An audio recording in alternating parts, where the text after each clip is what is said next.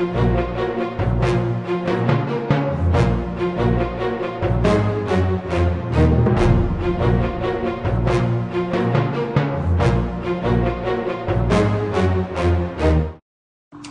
purpose of this fundraising is to serve the following objectives. First, it should be an automatic obligation of any revolutionary socialist, communist group or individual to be involved objectively and subjectively in the struggles and activities of the progressive workers for the purpose of advancing the workers' movement towards the socialist revolution. One of the most essential and effective ways is to provide financial support for these workers, specifically if they're in prison. We wish, of course, that we could financially support all of the vanguard workers who are presently involved in organizing the workers around a revolutionary socialist agenda, and therefore making a difference in the struggle of the Iranian working class against the austerities of the capitalist state of the Islamic Republic. For then, we could stimulate the momentum, as these workers would be able to commit themselves 100% to their political task and not have to worry about their families and financial needs. However, since we do not have that option presently, we can and must provide the financial support for those who are fighting the regime in prison, while suffering physically and psychologically under the most hideous tortures and conditions, for the sake of the whole working class of Iran, or at least our human and class consciousness should demand it. Second, these workers, under such dreadful conditions, spend years of their lives in those prisons and have no access to the proper food and necessary medical care. They have to actually buy their own food from the commissary, costing 3 to 4 times the market price. Often being the sole breadwinner of the family, the spouse, being under financial stress, can neither support the children and provide for the family alone, nor can she or he help pay for the expensive needs of the worker in prison. Thus, malnutrition becomes an additional physical problem for the prisoner. Third, before the arrest, these workers were already under enormous financial pressure as the inflation had been rising, sometimes gradually and sometimes even overnight to 4, 5, or 6 times. Because of their wages being cut off, their families are in a dire situation to the extent that sometimes the spouse has to file for separation, which in itself adds to the distress of the political worker in prison and creates additional social complications for the spouse. For the best visualization, suppose the spouse, often a woman, divorces her husband in order to be able to find a job or be able to keep the job that she has.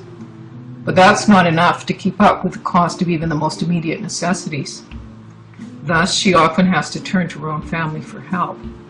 That does not always have a positive outcome, for she would be compelled to tolerate the disdainful and critical attitude of her own family, while she and her children are subjugated to the mean reactions of the politically illiterate people at work, in school, and or in neighborhood, generally influenced by the state propaganda, criminalizing the prisoned workers to disengage the public attention on the matter. In such conditions, the spouse, more likely the mother of the children, undergoes such social pressure while single-handedly she has to provide for her children. Furthermore, it is the children's situation in these cases that should be of concern, specifically if they are of the ages that can understand partially what's happening but are not old enough to grasp the political matters. They observe and grasp that their parents have done something bad and embarrassing. With the advice of their parents, the children in school and some of their friends quit their contacts, and thus these children feel isolated in their own environment. At this point, if these children feel put down by other children, also because of their appearance and lifestyle, the pressure of being looked down on in school can also make them quit going to school. The convoluted messages received by these innocent children can have the most negative effect on their relationship with their parent in prison, which results in building a totally unreal picture of the imprisoned parent, from being corrupted to not loving them. This psychological damage stays with these children throughout their lives and turns them against the parent, even politically, and causes them to reject their relationship with him or her. When you look closely at this matter of the life of imprisoned political workers and their families, it becomes obvious that the basic basis of this misery is poverty. For affording a decent life where they don't need to turn to anyone for help would bring a dignified lifestyle to the parent at home with children, give them a chance to stand up and project their voice, and the voice of the parent in prison, and gain respect in society. And last but not least, they learn that they are not alone, and in spite of the state's propaganda against their parents, they could realize that he or she is in fact a decent, honest individual, respected and honored by many as their idol. This then in turn will have the best counter effect to the false propaganda of the state and will make all the hardship possible to bear. Finally, these families, with our help, can become the best source of support for these imprisoned political workers.